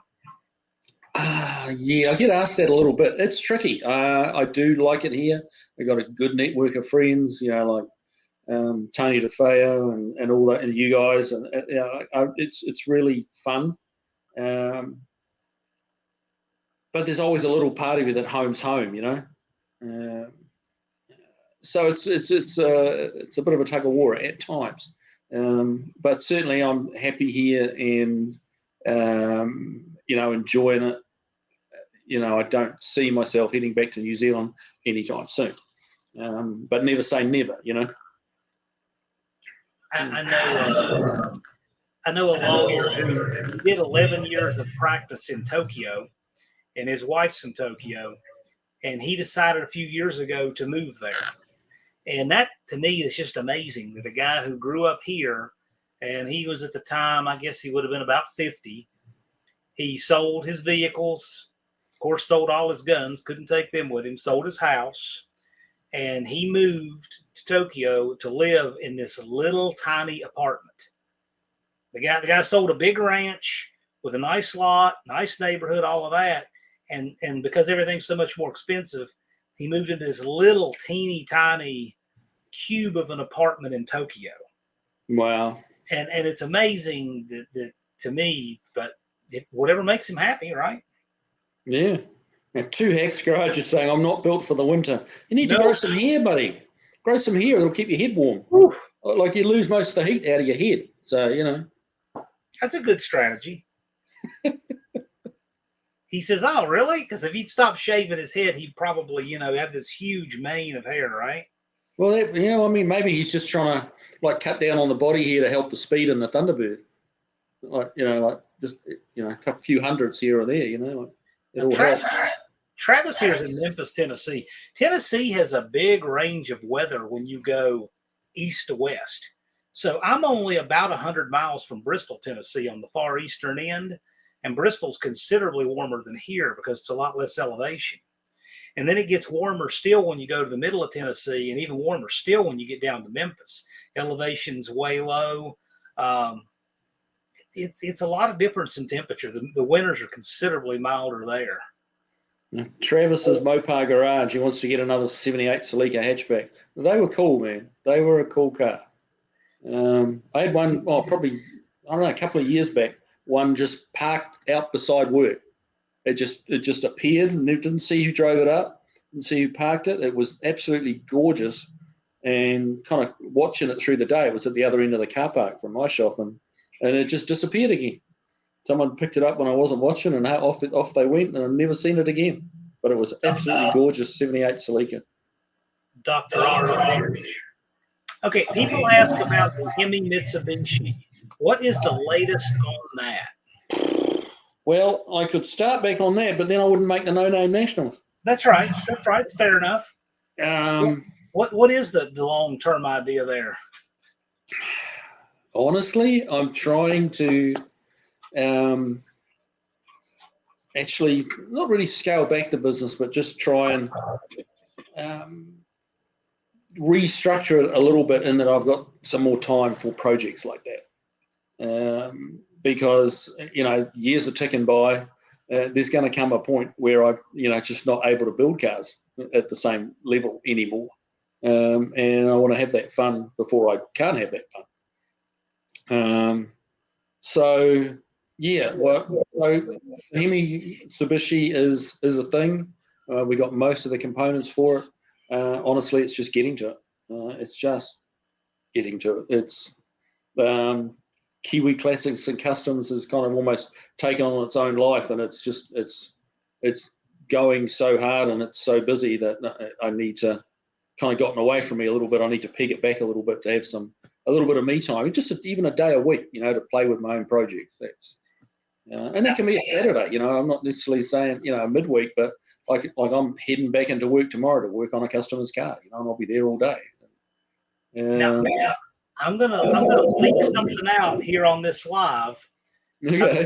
I showed it on another live one time. This is what I sent you pictures of. So before I get completely old and decrepit, this is on my 5-year plan. I'm gonna show you guys. And no, I did not do this.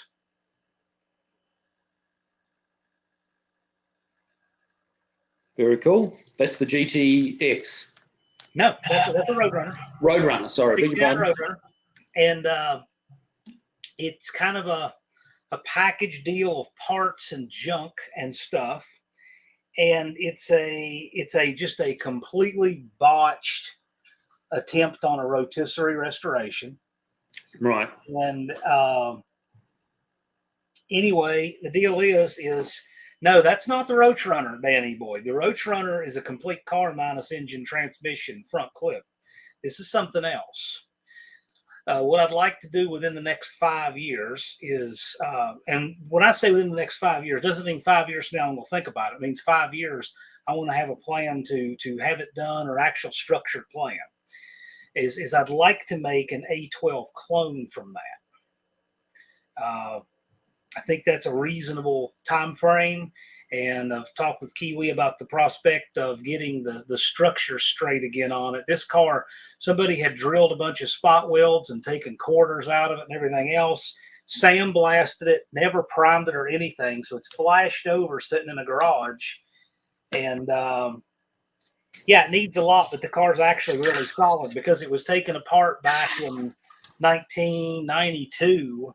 And it actually wasn't that. Wow. No one would take a car that good apart today. But he decided that he was never going to see it through. So that was fun getting it out of there, I can tell you that. Had to flip it upside down to get it out the door. But we did. By the way, shout out to Tyler there, Harrison Towing. He's one of my clients, one of my friends, and he helped me transport it. So that was interesting.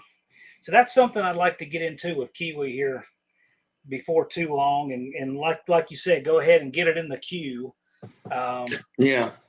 Because I'm serious about it. And this car is worth saving. It's rough, but it's a solid shell. It's a really solid shell. And right. That's actually the kind of project I like to do. It's a little bit of a challenge, Yeah, it is an AC car. Yep. And what I want it to be is an A12 clone. So 446 barrel, 4-speed, Dana 60, 410, black wheels, black vinyl top, lift off hood, the whole thing. and but actually nice, because as much as I like ratty stuff, I like nice stuff too. I just in moderation, you know. But anyway, that's kind of the deal. And it's not. I'm never going to try to pass it as an A12 car, but it is a real road runner. It is a real RM23 car. Yeah, that was fun. Had to take the big roll back because that rotisserie is so long. That was interesting. That was interesting. Danny Boyd says, I like nice stuff better. Well, happiness is not getting what you want. It's wanting what you get. And I'm thrilled to death with this. There are guys at car shows who are not nearly as happy with their 98% show car as I am with things like that Roadrunner. So to me, what other gauge is there if you're happy with the stuff you have? But I would like to do this nice. I want to get the quarters back on it, get it painted. I'm thinking of doing vitamin C, factory Plymouth color. That'd be cool. And I'm not going to worry about crayon marks, tire decals, and all this other stuff, the correct radiator numbers.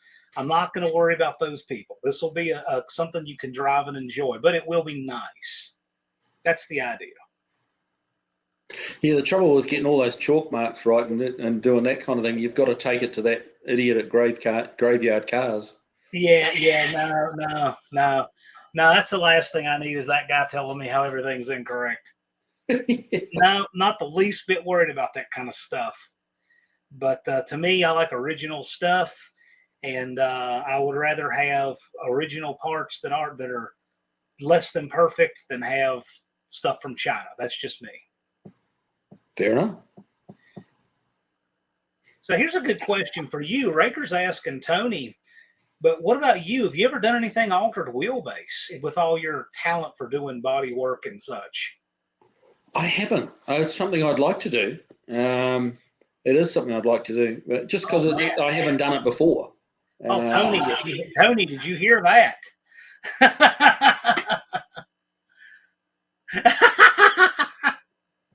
He's perfectly capable of telling us what's incorrect. But the caveat is he doesn't care.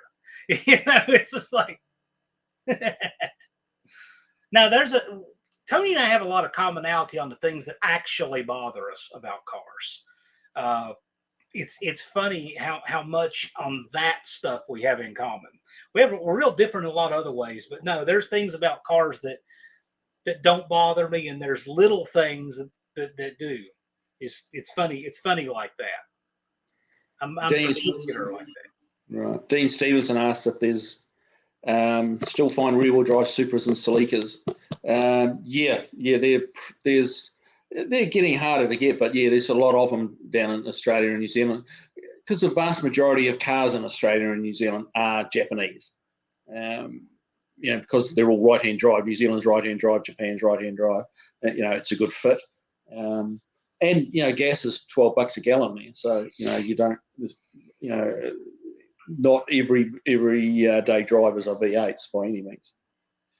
A lot of little 2-litre cars are family cars. Yeah. So what is kind of following do you have for the Supra down under? Because I know we've got one person bringing a Supra to the No Name Nationals, and it's just kind of abstract. And his supercharger and stuff is coming from a shop in New Zealand. So yeah, there's only one, and it's just kind of unusual. I guess we'll see it when it gets there, but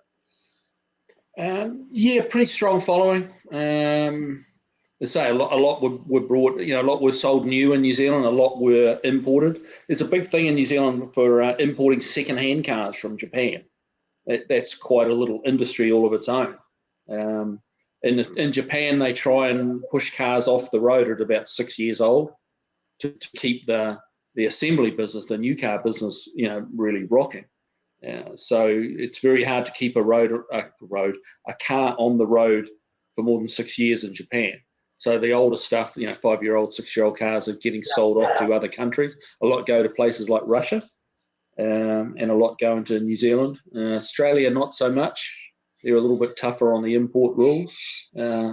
But yeah, New Zealand has a lot of used Japanese cars there. You can buy 60 and 70,000 mile Honda engines from Japan all day long. There's something about it. They'll just time them out over there like they're junk at 60,000 miles. Whereas here, it's just like, okay, it's broken in now. Thanks. Yeah.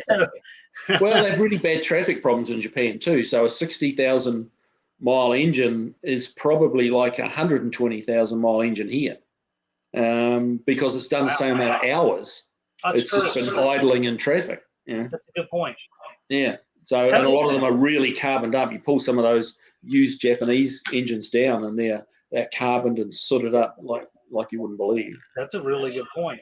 Tony, I'm half surprised.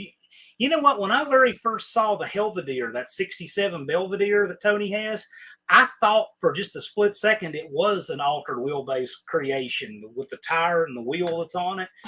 I'm half surprised that hasn't happened to that car, actually. I think it would look pretty cool. I know there are people that would consider that completely blasphemous, but yeah, I could see it. Looks like Big Mike's Hoopty Barn is in the house. Quick plug for those of you participating in the No Name Nationals. We do have a fuel relief fund, and to apply to it, you need to contact Big Mike's Hoopty Barn. The fuel relief fund video has information on that and how to get a hold of him. So I thought I'd mention that for those of you just getting in here since Mike was in the house. This is interesting. Mr. Will saying, Kiwi, that's gotten big here when the laws change. You can import a car from anywhere as long as it's 25 years old or older. Well, that's interesting. I didn't realize that. Okay, so importing a car into the States, as long as it's 25-year-old, it's not a problem. I've never even thought about that. Because there's nothing really made in the last 25 years I'd want to own. So that actually. Tell you what, I mean, there's some very cool Australian muscle cars. New Zealand didn't make any cars of their own, strictly speaking. They made a couple of little farm type vehicles, but not mass production cars. But Australia made some badass muscle cars. Like GTO Phase 3 Falcons and stuff with 351 Clevelands and 4-speeds, factory hot rods. They were 13-second cars back in the day off the showroom floor. And this is back in the early 70s. So that was pretty quick back then. And they're worth a lot of money. And I would love to bring an Australian muscle car here just to have, so people, be something different. But they're worth such a lot of money now. The Australian muscle cars are worth, muscle cars are high here, like your Camaros and Mustangs and Mopars are high here, but the Australian muscle cars in Australia, they're another level. They're like $500,000 is not, if it's got any kind of history, $500,000, $1.5 million for GT Falcons that were owned by a race car driver or raced, or it's big money. So yeah, I had a couple of Australian muscle cars, and I couldn't afford one today. That's wild. Roadkill Firefighter Buzz there. How's it going? Glad you could help get that taken care of. And Tony brings up a good point. If you're not subscribed to Kiwi, there's a link pinned at the top. If you're somehow not subscribed to Kiwi's Classics and Custom, there's a link at the top. And you can check out what he's doing, and that's where you'll be able to follow the build on his Barracuda for the No Name Nationals. So thank you, Tony. Thank you, Tony. That's cool, man. Appreciate that. Yeah, the channel's doing pretty well. Getting some good feedback, and subscribers are climbing, and views are climbing, and so I'm pretty happy with the way that's going. People seem to like what I'm doing. So yeah, didn't you hit more than 1,000 subs this winter? Well, the whole channel's only started this year. It was like February or something like that. February or March we kicked it off. Exactly. And thanks to Tony, he kind of helped get it kickstarted pretty well. Roadkill Customs, thank you, sir. So, and it's going well. Learning the ropes a little bit, figuring out what people like, what they, by some of it's from the comments and some of it's from just seeing which videos don't do well. And, it's you're going to have some hits and you're going to have some misses, It's just how it is. But Alvar, yep, thank you. Hey, I appreciate it, guys. Hoping it'll be monetized soon. Hopefully that's coming along reasonably soon because, it does take a little bit of time out of your day to do the videos and stuff, as you all know. So, yeah. Subbing. Hey, thanks, guys. I appreciate it, man. You never know what'll take off. Barrow's Garage was he was at 40-some in January, and he's at 2,000 now. So Auto Salvage Outlaws, you never know what'll take off and when if you keep working it. So here's a little teaser for some people, anyone's thinking about subscribing. The next video I'm putting out, which I'd be doing it now, but I'm doing this. But the title of the next video coming out is Topless Triplets. So that's a little teaser for you there. You'll click on that, no. And it's legitimate. There are topless triplets going to be there, but yeah, hopefully you won't be too disappointed. Yep, there you go. Tony's got to keep everything square.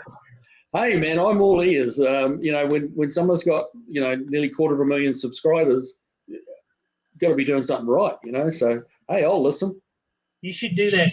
Do a video about everything Kiwi's doing wrong, and tell people why they should not subscribe to Kiwi's Classics and Customs. That's what you should. Well, let's see. What am I doing wrong? I'm using a MIG welder that runs on gas. I'm doing that wrong, apparently. That's a start. He's on this show. That's already that's really sketchy in itself, right?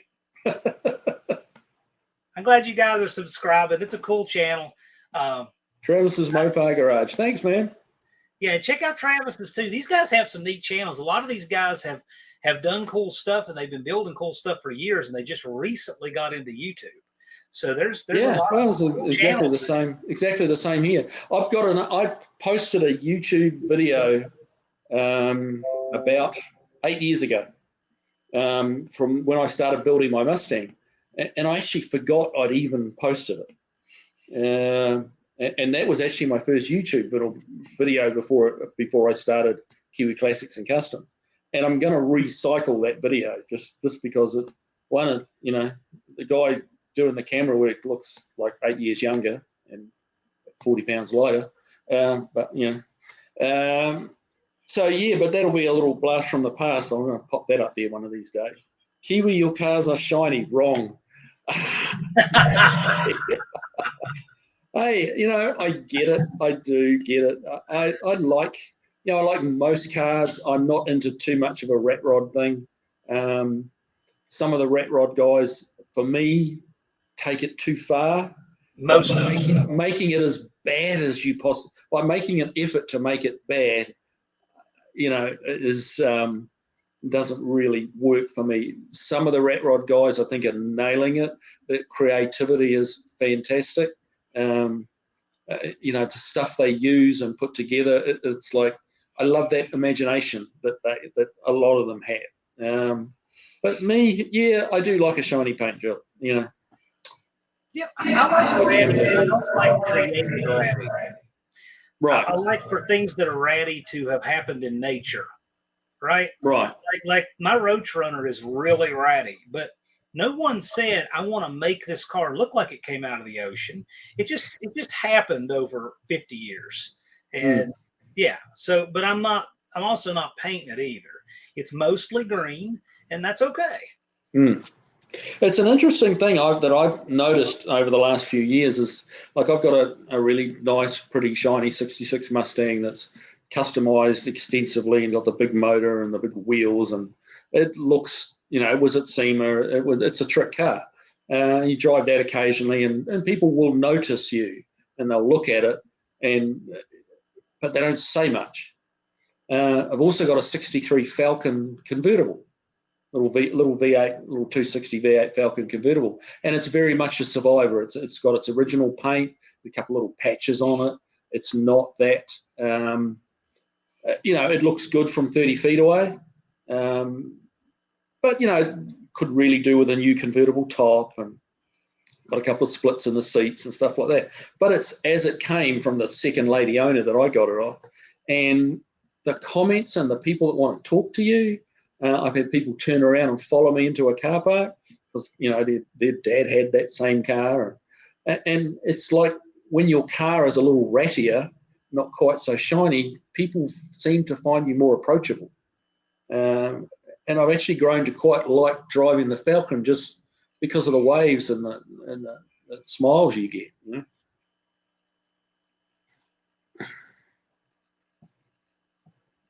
Let's see here. That's a good comment right here. As a rat rodder, I fully admit that many of those that gave us a bad name, we call them trinket rods or crack rods. Indeed. You know, I saw a rat rod at a car show one time where the guy, it looked to me like he actually cut good metal away so that he could get more license plates in his floor pad to make a pattern. And it wasn't really a rat rod anymore. Now it was like a creation of butchery. Bill, thank you, Super Chat. Really appreciate it. Will you be doing these lives after the No Name National? Oh, of course. My live show has existed way before the No Name Nationals. We're live here every Friday, 8 Eastern. But the thing is, with the No Name Nationals, there's so many people to have on as guests now that are related to this. I mean, it just seems like there are so many people who just happen to be participants we have on as guests. But yes, we'll continue to do that. And we've been having on guests to get to 500 subscribers all the time, lots of them. So, Bill, yes, indeed. Somebody made a comment, and I'm trying to find it. They know my Mustang from SEMA and commented about that, but I just caught it and didn't quite get to read it. I'm just trying to find that one. Somebody just mentioned that said they enjoyed it. Tell us about that car. The Mustang? Yes. Yeah, well, just trying to find. I can't find that comment now. That it's. I mean, I've still got it. It's parked. It's about 25 feet away from me where I'm sitting.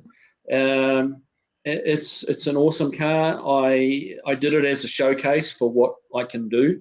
The whole car was made completely out of steel.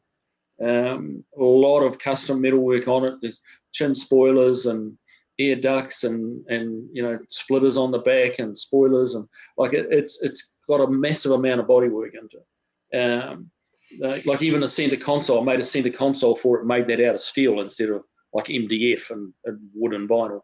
That was made of steel as well. I widened the car, I cut the front and rear fenders off it, stretched them out. So it's a good friend of mine explained that a 66 Mustang looks pretty much like a Kleenex box on wheels. They're just flat sides, flat front, flat top, everything, you know, they're square. And so I cut the fenders off, stretched them out about 4 inches on the rear, each side, and 3 inches each side on the front. So it's got quite a Coke bottle shape. You know, and so from side on, it looks like fairly stock. But from front on, you know, you've got these big fender flares. Kind of, it's a throwback to the old Trans Am days of racing, where they would stretch the fenders out, bulge everything out, and make it, you know, get the big racing slicks under there. Kind of did it a little bit like that. Dropped it very low on the ground.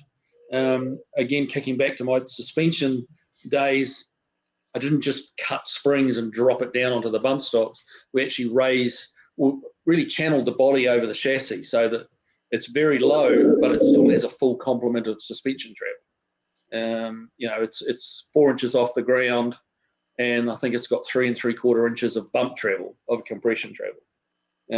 You know, so it's like at a regular Mustang ride height, it's at full droop. You know, the suspension's hanging all the way down. So, you know, I did a lot of stuff to it, put a big block 557 in it, 6-speed transmission.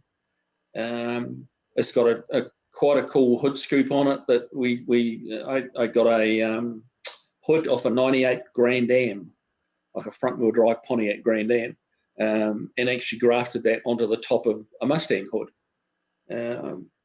and it looks well, no, it doesn't look factory, but it doesn't look like someone stuck a 98 Grand Am hood on top of a Mustang hood. And the air cleaner's actually built into the hood. So yeah, there's a lot of sort of fairly unique stuff on. I was lucky enough to get it into SEMA. It was in Hot Rod Alley at SEMA on the Trick Flow booth. Trick Flow supplied all the parts for the engine. I was just honestly in the right place at the right time. Made some friends at RTM Productions that make the Power Nation, the 4 TV shows they do. I kind of got involved with them. He opened the door for me at Trick Flow, and yeah, there I was at SEMA. A couple of not long after I got to America, and just watched on TV stuff like that. They'd cover the SEMA show on TV every now and again, and you'd see Chip Foose. Well, I met Chip Foose at that SEMA show. So it was very surreal. It was a week of my life I'll never forget. It was absolutely awesome, that SEMA, and meeting those people and being at the bar after the day's events and seeing that guy off TV and that guy off TV and the people that you looked up to some degree. Well, guess what? It was fun. Chip Foose is bound to have gone to somebody and say, "Hey, guess who I saw? I saw Kiwi." Yeah. Yeah, okay. I wouldn't bet your life savings on that, but hey, you never know. By the way, Robert Magny here, he sends me pictures of this truck he's doing, and doing a beautiful job restoring a 1990 Dodge pickup truck. And I don't know how much content you got on your channel, Robert, but you really should be putting it up, because I'm sure more people besides me like to see that. And good night, Colleen. I saw that you had to run. That's cool. Irish Outlaw, I would definitely consider that a rat rod, because it's a real deal. Car got naturally patinaed, and yes, it counts. I've dug a few skeletons out of cars over the last 10 years. That's for sure. Well, this was an ambulance, so it's actually pre-skeleton, but it might be on the way there. Well, hopefully there was no human skeletons in it, but hey. Well, no, you never know. And then he's also going to be licensing and registering his Ranchero. The Blanchero. Ranchero, yeah. Okay, Bear Rose, what's a Blanchero? He named it Blanche because it's gold, like the Golden Girls. Oh, okay. Yeah, she's a bit old. She's a bit old for me, but I guess, Yeah, Casper, people don't think of that truck as ratty because it has such a really sleek and modern and well-done power plant that's really nice, but the truck itself is kind of ratty. Casper's got the right mix going on. Hey, Travis, I'll make it 42 as soon as I get off here, bud.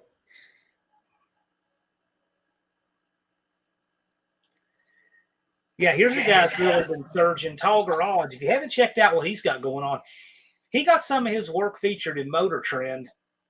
But, we knew him back when he had 12 subscribers.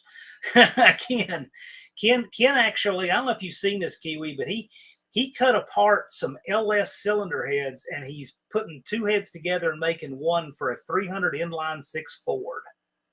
Okay.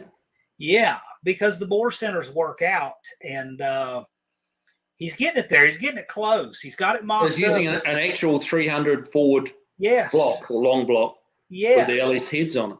With an L, he's going to have one LS head made out of 2 to get 6 cylinders, and it's really cool. There's if you look on my community tab, I posted it. You can look find it on Motor Trend. It's a really popular piece. So it's going to have 1.5 cylinder heads on it, effectively, or is he making it a one piece? It looks like 3 and 3. Oh, okay. It's really cool. If you haven't seen it, it's going to be welded into one head. If you haven't seen that, check it out. Ken's got a really cool thing going there. Maybe one day he's going to take out a whiteboard and show us how he did it. But for now, I'm content to see the work he's got going on there. Tell you what, a cool engine I'd like to see over here. I believe there's a few here. It's the Australian Ford 6-cylinder, the Barra engine, they call it. And that's a 250 cubic inch Ford based off the old Falcon motor. But Ford Australia modernised it up, put a cross-flow overhead cam head on it. And they're hugely popular in Australia. And I believe you can buy them here. There's somebody importing them here. But they're making huge horsepower out of them, like 1,500 horsepower out of a 256. Here you go. Look at that. That's cool. That's cool. That's our friend. Well done. It's thinking outside the box. Good on you, man. Indeed. Let's see. We still have a pretty good sized crowd in here. Yeah, I'm just trying to. DNR Racing Street Race Nationals are coming up. Well, the No Name Nationals are being run September 30th and October 1st. DNR, do you have anybody called out to race? Now, Andy, what's Andy here saying? Our friend Andy Wood, Ken, you have to build the Barra. All right, I heard Barra. Then I'm trying to read comments. I just heard Barra. Yeah, I know. I don't know anything about those cars. Ken, you have to build the Barra. It's from all accounts, it's an exceptional motor. The Aussies made a really strong block, strong crank. There's not many 6 cylinders will put up, like 1,500 odd horsepower. And sure, it's got all the trick stuff in it and loads of air being blown up its skirt and stuff like that. But 1,500 horse, that puts a lot of load on a block. And then be able to contain it. This is exactly what I was thinking of. Calvin found so the Nelsons here, they run a 4,200 Chevy Vortec with twin turbos, and they're going to try to run 4s in it in a Datsun, a 74 Datsun. Like a Z car? Yes. Right. It's stretched 16 inches in the nose. Huh. That is going to be really exciting. Wow, that'll be interesting to look at. They had a long nose anyway. We got some neat stuff showing up at this event. Some really neat stuff.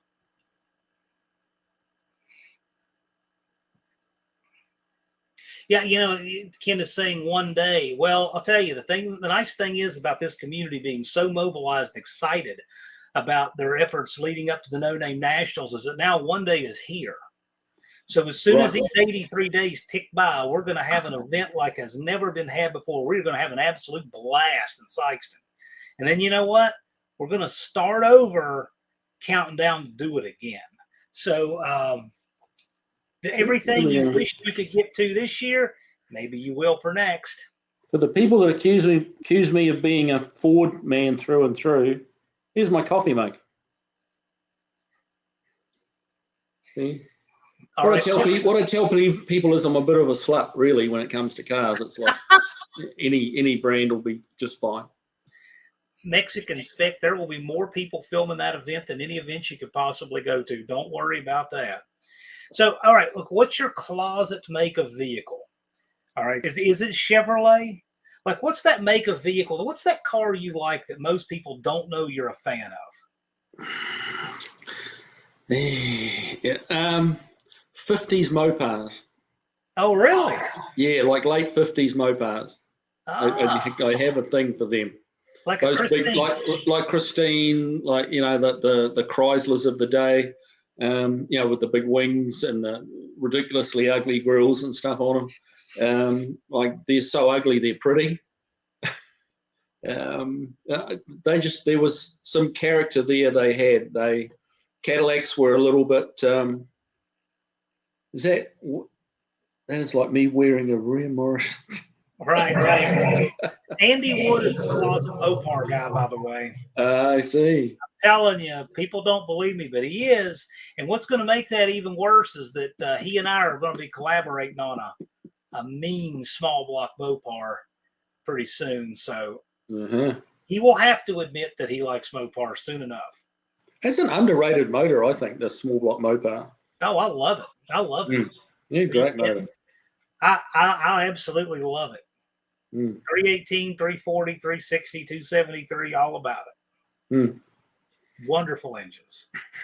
In fact, I got a shirt idea that's going to kind of troll and inflame people, and I'll greatly enjoy that. So, yeah, I'm all about small block Mopar.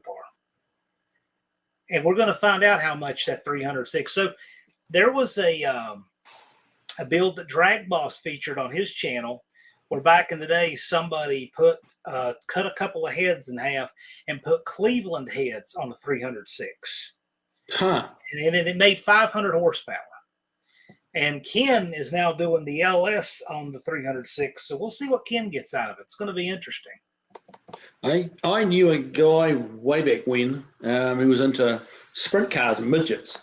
And he cut a 351 Cleveland V8 down into a V4. Oh, wow. And ran it in a midget car. Neat. Yeah. That sounds like a good idea. It worked. You know, he didn't win everything by any means, but you know, it was a pretty quick car. I love the Cleveland. I think it's a wonderful design. It's a good engine. The Aussies made a 302 Cleveland, and that wasn't such a great engine. The heads were too big on it. Mm-hmm. Well, that's like you don't need a big or a medium big block in 5 litres.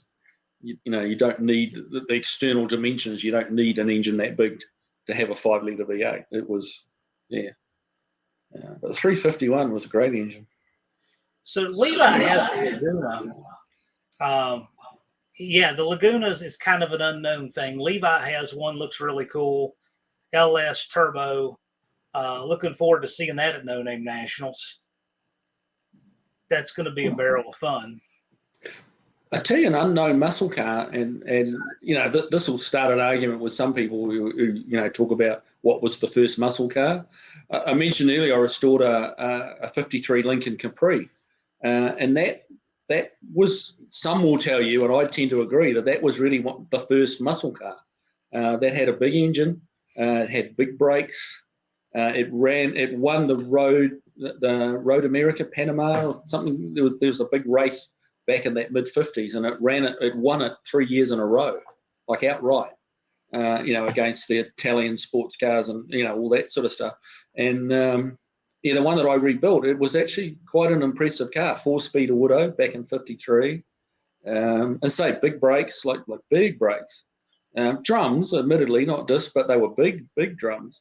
And the thing went pretty darn well. But, the Lincoln nuts will say, yeah, that was the first muscle car in 53. There is an argument you could make for that, because what is a muscle car? That's an endless argument there. Yeah. Good night, Andy Wood. Mention Destroyer, who sneaked in here. Destroyer Eric, we got both of our class sponsors, the No Name Nationals, floating around in here. Look at that. We have Buzz, of course, who sponsors the No Name 500, and he's been a huge help to these guys. And by the way, we have a content creator workshop coming up on Sunday. So for those of you who want help with your videos to help you get that magic formula to get to 500, it's going to happen this Sunday, 6 to 8 p.m. Eastern, before Uncle Tony's Garage Live on Sunday. Buzz, me, Blake from Bad Tree Productions, we're going to be in a live, have a workshop for any of you guys. Anybody can attend it, but it's aimed toward the No Name 500 guys who want some help with their content. And I'll just shout out to Eric for joining us.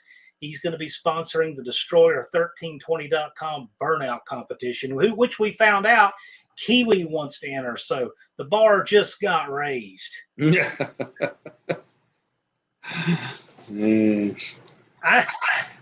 like, I don't need an exorcist, but yeah, I get you. It's the phone. You know, actually, speaking of that, there's a video that should come out on Monday. If you think this phone is crazy and haunted, you won't want to miss that video. It'll be on Streetcar Chronicles channel. And Dizzy is at 254. Dizzy needs 246 subscribers to make it to the No Name Nationals. So anyway, if you guys want to come to that content creator workshop, maybe we'll have some new things that can help you out. Any of you guys have any last things for Kiwi? I really appreciate his time. And you guys got any questions, anything you want to get in there, now's the time. And, I'm having fun, man. It's all good. Yeah, I'm having a good time. It's a good time tonight. So while you guys, if you have any last questions, I do want to thank our mods, because I've seen them all float through at one time or another. Andy from Unity Motorsports Garage, I want to thank Blake from Bad Tree Productions, Just Mopar Joe, Buzz from Roadkill Customs, and Hari DeBernia. He has the Blue Wrench 2. So, and Fubar the Axe doesn't always post, but he's usually lurking. So I want to thank the mods. We got that content creator workshop coming up on Sunday. And this Friday, coming up a week from today, I'm going to be doing a live from Carlisle, because Chrysler's at Carlisle is this upcoming weekend. And I'm going to be live with Don English, the English brothers. So Don, maybe Wendy will be there, maybe Rube Mopar Dude. There's several guys who may show up and be there, and they're all welcome on the live. And if any of you guys are going to be at Carlisle, for Chrysler's at Carlisle, you're welcome to get in on the live. Last time we had the hotel conference room there at the Host Hotel, and you guys would be welcome to come join that live and come and mingle and join us. So if you're interested in that, holler at me, and you're invited. Yeah, so Tall Garage is now looking for the watch hours. He's got the subs right. For the watch hours. Well, that's the perils of being so popular, Ken. You get your subscribers first. Yeah, the watch hours come a bit slower. Yeah, we're going to be inside Gate 3 at Carlisle. So inside Gate 3, you'll see us there. You'll see some twin white 62 Valiants. Can't miss them. Hey, Uncle Tony, I agree with you about Virgil. Virgil Exner. He was a design guru, wasn't he? Like, some of the stuff he came up with was just out of this world. Well, you know what, guys? It's been a blast. I don't like to keep our guests tied up longer, even though we've got a good crowd in here. I don't like to keep you guys tied down too long, because I know you got other things you want to do with your evening. So I want to thank all of you guys for coming and showing up in the chats. I want to thank you for any super chats. We greatly appreciate those. Those literally keep these lights on. And I want to thank Kiwi, man. Thanks so much. This has been a blast. Yeah, it's been fun. Yeah, it's been fun. It's just like sitting around in a smoky workshop somewhere, like just talking trash. It's you know, it's what car guys are about. I think there's a lot of a lot of cars involved, obviously, but a lot of socializing and just talking over the stuff, you know, about the stuff you love. So, and you're welcome anytime. Sometimes I'll fire up a live like late night on a Wednesday after the Uncle Tony's Garage. Right. Wednesday, and just a social live. So it's not as formal as this. We just fire it up. Whoever shows up. We don't promote it, but sometimes we do social live. If you'd be down for that, that'd be cool too. Yeah. You're welcome back. We'd love to have you. We had a great crowd tonight. And I told you you'd be popular. A lot of people would turn out to see you tonight, and they did. So. Yeah, I mean, I really appreciate it, and like, I'm just being me. I'm just a car guy, you know, from a little tiny country down the bottom end of the world, and I just living the dream, man.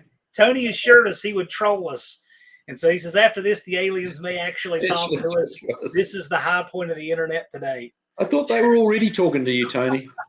Yeah, he's way ahead of us. I'm sure he's been probed. He's got that look about him. With that, we'll shut it down tonight.